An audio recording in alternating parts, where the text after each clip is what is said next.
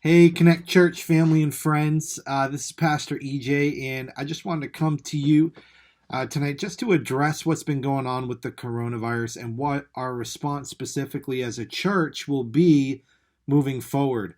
I know there's been a lot of concern over this pandemic, and I want to assure you that no matter what side of the political wall you find yourself, we take these things very, very seriously. As a church and as individual believers, we put our faith in God. He's our healer. And I have more stories than I can count about personally witnessing God's healing power. See, we're believing for God for great things in the midst of this crisis, in the midst of this thing that is just so prevalent in our communities and across our nation. We're believing God for great things. We're faithfully praying and believing that God is going to heal those who have been infected. We're believing for supernatural prevention of the spread of COVID-19 into other regions that it has not come into yet. We're praying for wisdom for doctors to find a cure and the best treatment plan possible. We're praying for wisdom for our government leaders in dealing with the sensitive issue of the coronavirus appropriately. Now, as of 11:30 this morning, when I was last able to get some information, there have been no confirmed cases in Erie County, which is a great thing. Now, I know that we saw something in Rochester, in Western New York. It's starting to come, but I want to encourage you to believe with me that Erie County will not be touched by the coronavirus, and that the cases in the rest of Western New York and in New York State and across our nation, that the cases that have been confirmed, that those individuals will see a full recovery soon. We're believing for it. We know that there's people quarantined in our area, but we want to just trust God that this virus will stop dead in its tracks. That being said, we're also a church that believes fundamentally in being spirit-led and living spirit-led lives. But both the prophet Isaiah and the apostle Paul call the Holy Spirit the Spirit of wisdom. See, we believe that wisdom is supernatural and that God will lead us supernaturally into wisdom. And so we've been spending this week really seeking God, studying what's happening, praying about what our response should be, kind of hearing what the government officials and what Cuomo and everyone else is doing. And so we've come up with the following adjustment to some of our gatherings. First off, we're still meeting for church. As of right now, we're going to continue to meet until the CDC or New York State sets in motion more regulations that would keep us from meeting physically. If that happens, if it comes to that, we're just going to move to a live stream format that you can join in from your own home. Many of you have done that before when you've been sick or you've been at home or you've been traveling. You've joined us online. And so I know our live stream has been down. We're working to fix that as soon as we can. But we will post the services later. As soon as they become available, we will post those services. So if that happens, check out all our social media. And even emails. We'll send blasts out with the links, so you'll be able to be part of what God is doing. And we'll probably just get a few amount of leaders together and lead a service in an online format.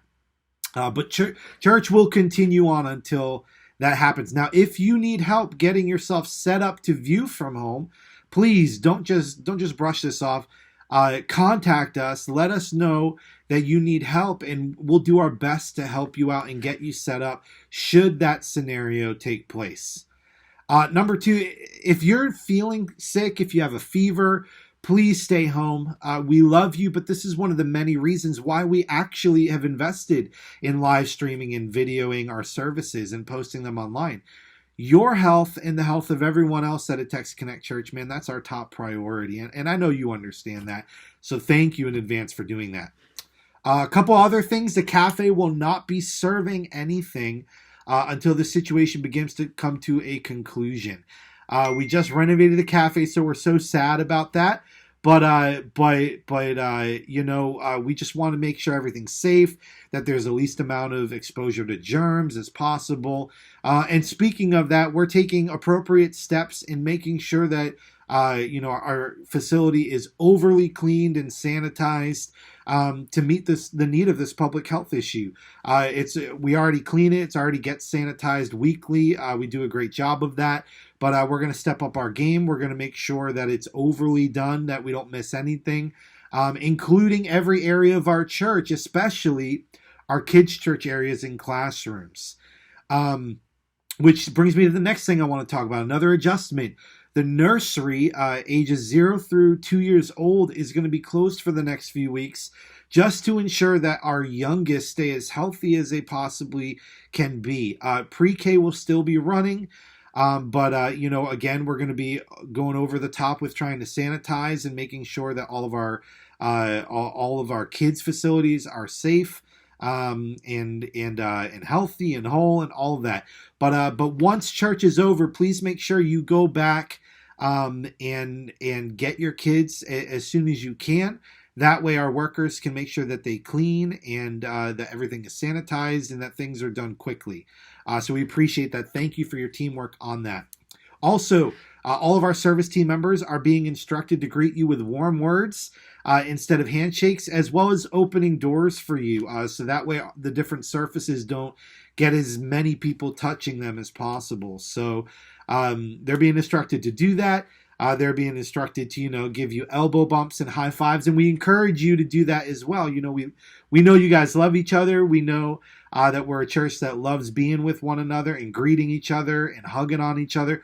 We're going to ask, though, that you just be kind of conscious and considerate of the situation going on. And so give air high fives, elbow bump each other, greet each other with warm words. You can still greet one another, but let's just be conscious of the situation that's going on. Also, we're providing sanitizers. Make sure you use those things. That's important to do. Wash your hands, especially after going to the bathroom and all of that stuff, all that basic hygiene stuff. Just make sure we're observing it. And parents, really help your kids with that as well. We want to make sure that your kids stay healthy too. So make sure you're helping your kids go through that and all of that. Lastly, I also just want to encourage you. A lot of times, a lot of fear can come out of this and anxiety. And what I've realized is, even though my wife and I, like in our house, we're not feeling the fear of everything that's going on. We're trying to take this in stride and everything. But the responses of the minority is what I feel, the overwhelmingly fearful responses of the minority to this outbreak. Some rational, some irrational. But to just clear out grocery stores is causing, the rest of everyone to have to kind of follow along with the insanity, just because we don't want to get stuck without groceries. So, but I want to encourage you. I want to read from Psalm chapter 78 here, verses 5 through 7. It says this: God established a testimony in Jacob, or meaning the people of God. He appointed a law in Israel, which he commanded our fathers to teach their children, that their next generation might know them, the children yet unborn, and arise and tell them to their children, so that they should set their hope in God and not forget the works of God. You see, pandemics are serious. Public health is of the utmost importance, but nothing on this earth lasts forever. The virus has come. It has infected some. It's put fear in others, and even if the situation develops and becomes more complicated, the truth is that eventually this virus will also go. At some point, this pandemic will end. The only constant thing that we have in this world is the faithfulness of God. It's the faithfulness of God. We are to remind the next generation of what God has done. We don't just trust God because we're commanded to. We trust him because we know him. We know his goodness and we know his faithfulness. He's always been faithful. He is being faithful right now, and he will continue to be faithful to us. So be encouraged. Don't let anxiety and fear set in. Be encouraged. Wash your hands. Be wise. We love you all so much, and we'll see you guys on Sunday. God bless. Have a great night, and we'll see you soon. Bye-bye.